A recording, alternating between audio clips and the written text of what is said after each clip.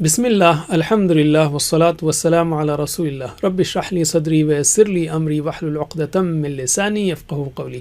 ناظرین السلام علیکم ورحمۃ اللہ وبرکاتہ۔ سیرت النبی صلی اللہ علیہ وسلم انگلیوں پر، اہم واقعات کو یاد رکھیے آسان طریقے سے 5 منٹ سیریز میں۔ سبق نمبر 22، 7واں ہجری سال مدنی زندگی کا۔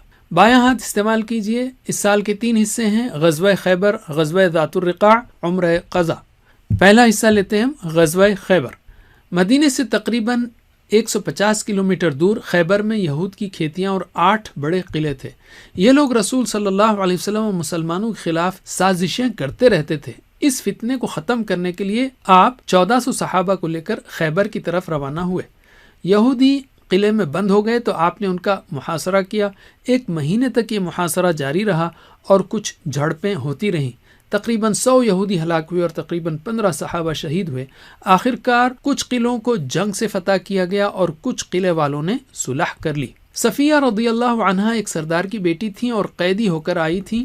آپ نے ان پر اسلام پیش کیا تو انہوں نے قبول کر لیا، تو آپ نے انہیں آزاد کر کے ان سے نکاح کیا۔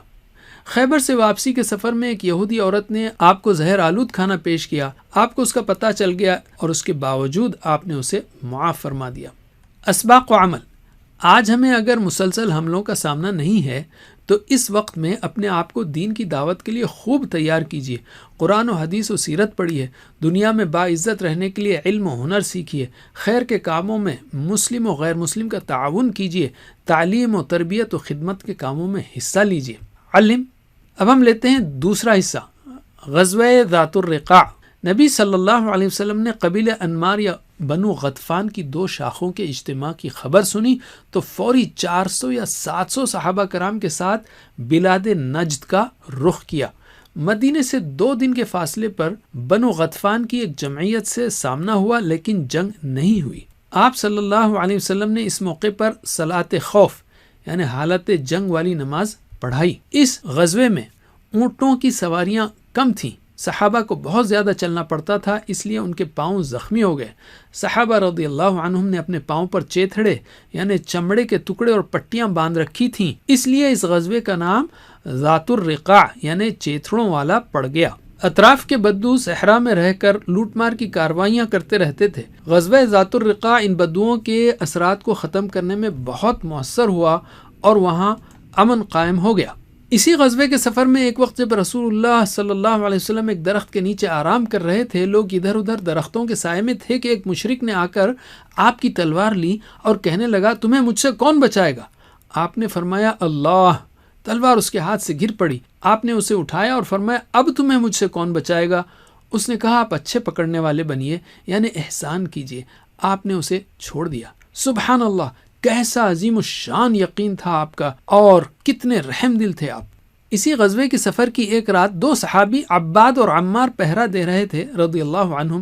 عمار نے آرام کیا اور عباد نے نماز شروع کی۔ ایک مشرک نے ایک کے بعد ایک 3 تیر مارے۔ وہ صحابی اپنے جسم سے تیر نکالتے جاتے مگر انہوں نے نماز میں قرآن کی تلاوت کو توڑنا گوارا نہ کیا۔ سبحان اللہ، قرآن کی کیسی محبت اور عظمت تھی ان کے دلوں میں، اللہ ہمیں بھی نصیب کرے۔ اسباق و عمل۔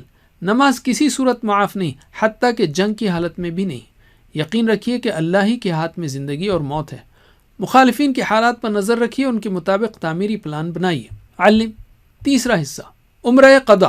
ذی قعدہ کا چاند دیکھنے کے بعد نبی صلی اللہ علیہ وسلم نے اپنے صحابہ کو حکم دیا کہ جو حدیبیہ میں حاضر تھا وہ اپنے عمرے کی قضا کے طور پر عمرہ کرنے کے لیے نکلے۔ اہل حدیبیہ کے علاوہ کچھ اور لوگ بھی ساتھ ہو گئے۔ اس طرح تعداد 2000 ہو گئی، عورتیں اور بچے ان کے علاوہ تھے۔ اس کو عمرہ صلح بھی کہتے ہیں، اس لیے کہ حدیبیہ کی صلح کے تحت تھا۔ اسباق و عمل۔ کسی وجہ سے نیک عمل کرنے کا موقع نہ ملے اور بعد میں مل جائے تو فوری اس نیک عمل کو کیجیے۔ اچھے لوگوں کے ساتھ رہیے، ان کے ساتھ مل کر کام کیجیے۔ حج فرض ہو یا عمرہ کرنے کا موقع ملے تو ضرور کیجیے۔ علم۔ اب ہم لیتے ہیں قرآن کو۔ دوسرے دور یعنی 6 سے 8 ہجری میں 7 صورتیں نازل ہوئیں، تقریباً 2 پاروں کے برابر۔ 6 اور 26 کو یاد رکھیے۔ 7 ہجری میں سورہ المائدہ نازل ہوئی۔ اس کے شان نزول یعنی نازل ہوتے وقت کے حالات کو سامنے رکھ کر اور سمجھ کر پڑھیے تو بہت زیادہ اثر ہوگا، تلاوت کرنے میں مزہ آئے گا۔ علم۔ حدیث۔